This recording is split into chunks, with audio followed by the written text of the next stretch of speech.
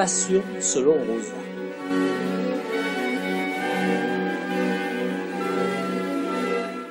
Madame Rosa s'éteignit paisiblement chez elle un triste jour de novembre, à 89 ans. C'est à cette occasion que des yeux étrangers découvrirent son trésor. Très peu de personnes rendaient visite à Madame Rosa. Elle n'accueillait chez elle que des gens triés sur le galet, comme on dit sur certaines plages privées de Nice.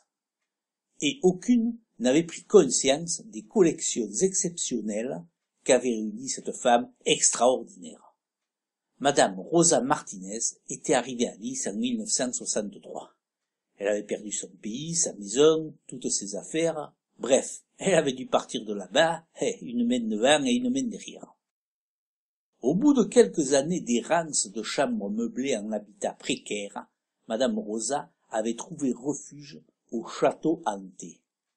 Le bloc des HLM Pasteur situé juste de l'autre côté du paillon est aujourd'hui détruit.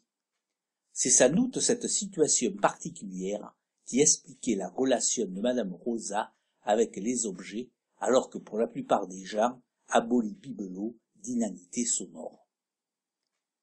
En effet, durant plus de 40 ans, Madame Rosa avait été la championne hors catégorie de jeux concours, cadeaux et divers objets fabuleux que l'on pouvait gagner en découpant, en remplissant et renvoyant divers coupons contenus sur les emballages de nombreux produits et les diverses réclames des magazines et journaux.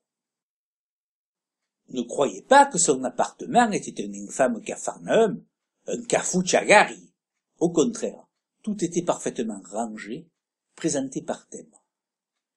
Les poupées, statues et personnages tridimensionnels, les reproductions d'œuvres des grands peintres, les affiches publicitaires, les torchons et serviettes imprimées, des livres récompenses, les photos dédicacées et même les collections de journaux et magazines. Dans la cuisine, dans les placards muraux, que l'on ouvrait lors des visites, se trouvaient quelques pièces rares, qui allaient de l'ensemble à découper le saucisson, aux théières et cafetières, dont les célèbres théières à tête d'éléphant, les bols et mugs sérigraphiés, sans parler du placard aux échantillons alimentaires. Dans sa pannerie, des centaines de t-shirts porteurs de nombreuses marques, et dans le couloir, dans le placard mural, des milliers de microdoses de produits détergents ou d'hygiène corporelle. Presque un demi-siècle de civilisation du consommateur français moyen. Environ tous les mois, Madame Rosa organisait, aidée par son amie Aïcha, une sorte de vernissage dans sa galerie privée où elle présentait à quelques privilégiés ses dernières acquisitions. Madame Rosa ne trichait pas. Pour satisfaire sa passion, elle n'arpentait ni les brocantes ni les poubelles.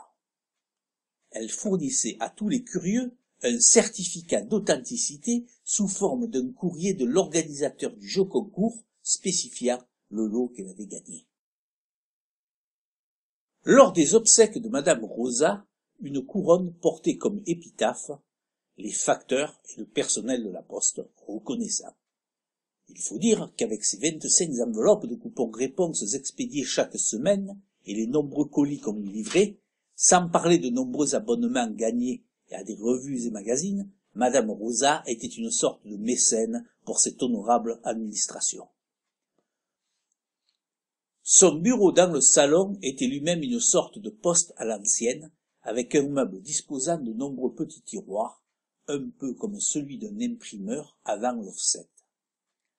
Chaque tiroir comprenait des coupons découpés, des bons de réduction, sur le plan de travail des sticks de colle et 6 paires de ciseaux de différentes tailles. Madame Rosa gagnait souvent, car même les sociétés organisatrices de concours étaient surprises. En effet, pour la plupart, il ne leur serait pas venu à l'esprit qu'on puisse soigneusement décoller et découper plus de 300 étiquettes de boîtes de lait concentré afin de gagner une reproduction ou un 25e d'un pot à lait en étain du XVIIIe siècle. Tel Parker Lewis dans la célèbre série télé des années Club Dorothée, Madame Rosa ne perdait jamais. Elle n'hésitait pas à mettre à contribution ses voisins et relations. Bonjour, madame Damiano. J'ai vu l'autre jour qu'en revenant d'Opla, vous aviez un goût de purée instantanée Roseline. Qu'est-ce que vous en faites des emballages vides? Ben, je les mets au vide-ordure. Cela ne vous gênerait pas de me les garder, car il y a un jeu concours sur les emballages que je suis. Si ça peut vous rendre service, madame Rosa, je vous les mettrai de côté. La notoriété bienveillante de madame Rosa avait vite conquis le quartier, et même au-delà. Ainsi, les bambins de l'école récupéraient les étiquettes des diverses bonbonneries pour les lui apporter. Bonjour, madame Rosa. Mes copains et moi, on vous a collecté à l'école plus de 16 emballages de Clarambar. Oh, comme c'est gentil, les enfants, d'avoir pensé à Tati Rosa. Attendez. Moi aussi j'ai un cadeau pour vous. Des schtroumpfs, que je le double voire en triple. Le salon de madame Rosa était orné de quelques reproductions d'œuvres célèbres peintes à l'huile. Des chefs-d'œuvre où le peintre qui devait crever de faim avait inclus une publicité. Ainsi, la Vierge à l'enfant, façon peintre flamand, qui tenait l'enfant Jésus à plat ventre sur ses genoux, ses petites fesses à l'air, et au bout de ses doigts graciles, un suppositoire. Donne des laboratoires Mercier, suppositoire au camphre et aux huiles essentielles d'eucalyptus. Il y avait aussi un Cléopâtre recevant César dans son bain avec la figure du célèbre bébé cadom émergeant de la mousse. Le sacre de Napoléon, où dans un coin, un grognard passe l'aspirateur Tornado, preuve que celui-ci est parfaitement silencieux. Voire encore, la prise de la Smala d'Abdelkader par le duc d'Aumale, où figurait dans le désert une célèbre marque de distributeur de carburant pétrolier.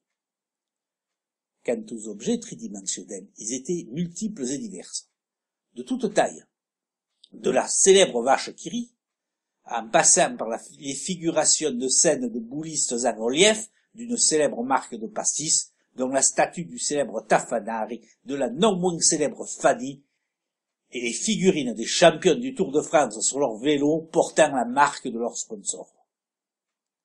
La galerie de photos dédicacées, des vedettes du grand écran, aurait pu figurer dans la galerie d'honneur du Festival de Cannes. Tous avaient spécifié dans la dédicace personnelle qu'ils avaient fait à madame Rosa Martinez de Nice, qu'ils devaient leur sourire au dentifrice machin, leur teinte de jeune fille à la crème de beauté des laboratoires chose, et la beauté de leur chevelure au shampoing truc. Hélas, le seul héritier de madame Rosa était un lointain neveu qui ne l'avait jamais connu, et qui, pressé par l'office HLM de la ville de Nice d'avoir à libérer l'appartement sous peine d'astreinte, fit appel à une entreprise qui apporta le tout à la déchetterie. Quelques intrépides gamins récupérèrent quelques objets dans la benne à ordures, que l'on peut voir ressurgir à nouveau quelquefois dans les vides-greniers et qui perpétuent ainsi le souvenir anonyme de madame Rosa. Le neveu de madame Rosa avait emporté en souvenir une boîte à biscuits en tôle émaillée, richement décorée, pleine de reproductions de monnaies diverses qu'il avait fini par donner à son fils pour qu'il joue au trésor des pirates dans le jardin. Il fit quelques années plus tard un malaise cardiaque, lorsqu'il se rendit compte que parmi la collection des pièces numismatiques en métal et en plastique de sa tante s'étaient glissées quelques monnaies authentiques de très grande valeur.